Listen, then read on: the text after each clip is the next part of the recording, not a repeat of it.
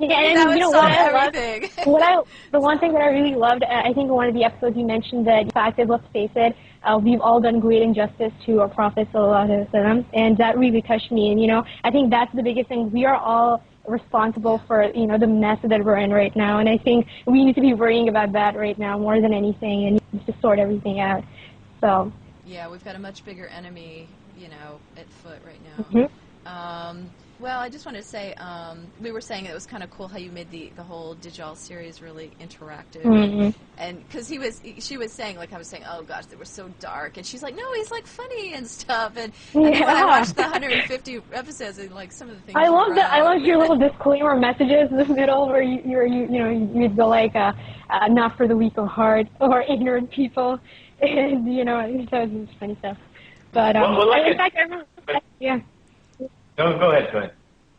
Yeah, well, I remember the review of the Antichrist series by Satisfied Customer that you uploaded, the Daniel Johnston video.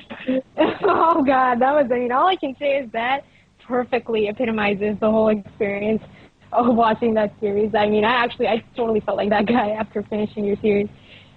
Well, see, here's the thing. When I was making the Antichrist Dajjal series, and I had to make it interactive because I was dealing with people who had never even heard of 9/11 being an inside job, never even thought that we were living in the age of Dajjal and all these things, and there wasn't really anybody at the time, talking about that I know of that was talking about the conspiracy from an Islamic point of view, and seeing that all the things that we are seeing today tied in with Islam, and so I got a lot of people calling me a kafir. A lot of people that were threatening to kill me, saying that I stepped out of the religion. Even the people that worked at the Islamic Society of North America were after me for the things that I was saying. And it was just that, so I try at times to be funny about it.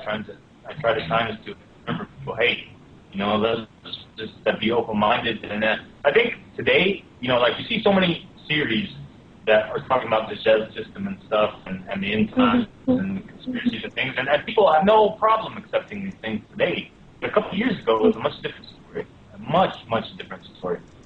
And the things that are happening today do, in fact, tie in with Islam. One of the things that I left out of the Age of Appearance film was another hadith, and I left it out because I knew that it was going to start so much controversy, so I might as well just start the controversy on the show. But there's a hadith from the Ahlul Bayt that talks about before the Sufyani coming out, it would be khurub Masr al-Yamani al-Sufyani, which means the emergence of an Egyptian and a Yemeni. And this hadith is mentioned in the book of Ali Qurani, The Age of Appearance, and he talks about it, and in his commentary, he says that the Egyptian, the way that the hadith is worded in Arabic, it gives more power to the Egyptian than it does to the Yemeni.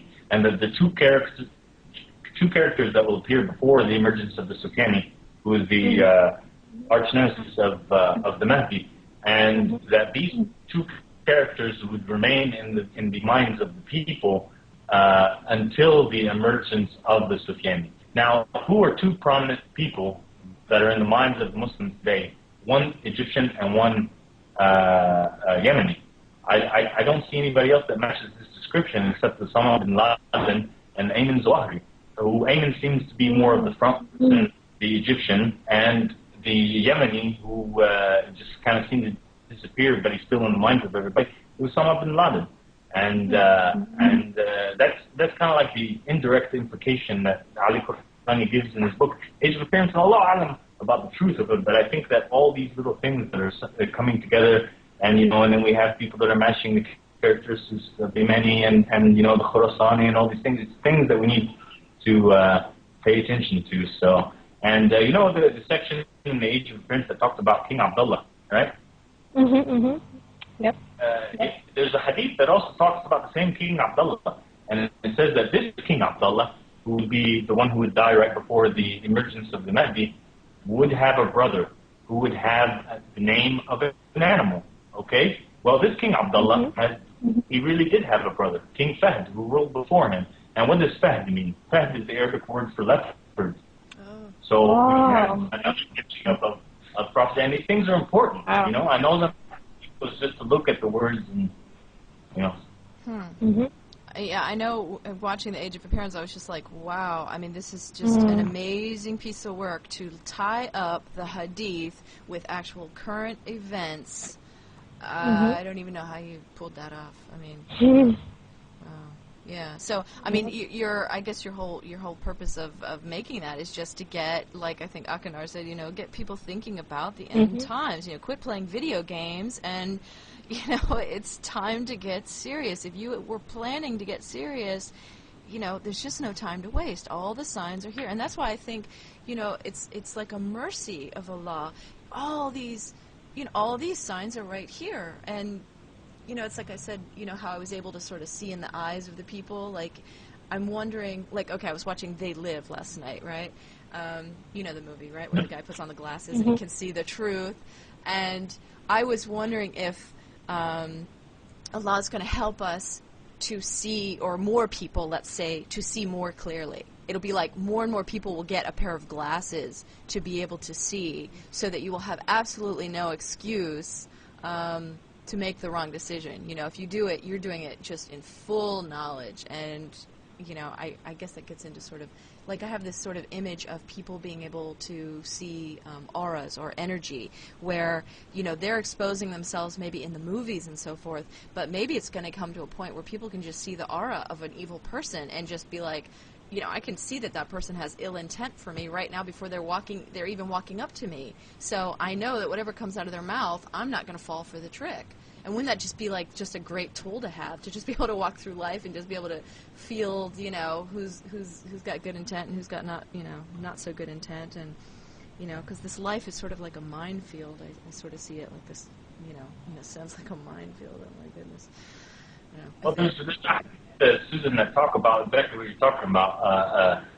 Groups of people that are scattered around the world that act as mumahidun lil-Mahdi, who act as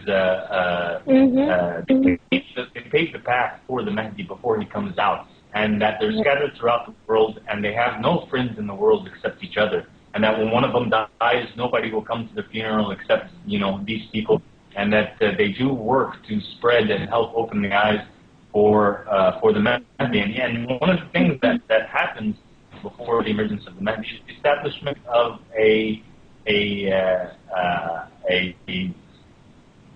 media for the Mahdi, like, that carries his message throughout the whole world. Am I saying it's a wake-up project for people who are thinking that right now? No, that's not what I'm saying. I'm saying that what we're seeing around us, all these different people who are coming up with all these new series that are kind of, you know, talking about the dangers of the Dajjal, and for us to stay on the path of the Prophet Muhammad sallallahu alaihi wasallam, look forward to the emergence of the Mahdi. I mean, we're seeing a global phenomenon that's happening right now, and it's important to pay attention to. Yeah, I'm just wondering if it might go telepathic. You know, that's what I'm seeing. It's gonna go telepathic. I agree with you. I think it is, and you know what you were just saying. If you don't mind, I want to. It has a lot to do with one of my next projects that I'm going to work on, and it's the concept of taqween. You know, taqween means creation. And it has a lot to do with the hidden abilities and powers of human beings. I think that the prophets, the Prophet Muhammad sallallahu alaihi wasallam, the Ahlul Bayt, all the other prophets that lived before him, Jesus, you know, Moses, Abraham, like, I think that they were prophets, yes, and they had connections with God that we will never have, and they had miracles and abilities that we will never have. But I do think that they act as an example for every. You know, they're the perfect human being that show us what we as human beings are capable of. Our potential. I mean, yeah, our potential. I mean, even Jesus in the Bible says, you know, most assuredly I say to you, he who believes in me, the works that I do, he will also do. And greater works than these he will do, because I go to my Father. You know, John 14:12. And then in Matthew 17:20, Jesus says that we don't have enough faith. That's why we're not accessing these abilities. He says, I tell you the truth. If you had faith even as small as a mustard seed, you could say to this mountain, from here to there, and it would move. Nothing would be impossible. And you know, go ahead. Well, I was going to say, it's exactly that belief that, you know, keeps me hanging on and going for things that may seem crazy to people. I feel that that day is so around the corner for so many people that we're just going to tap into these powers. And, you know, the things that we look at and fear, these guys, the New World Order and the microchip and all that, they're nothing. They're going to be absolutely nothing in the face of these abilities or these potentials for whoever gets to tap into them. Inshallah, I'd be one of them, but, you know. Inshallah, we all are one of them, except not the bad guys.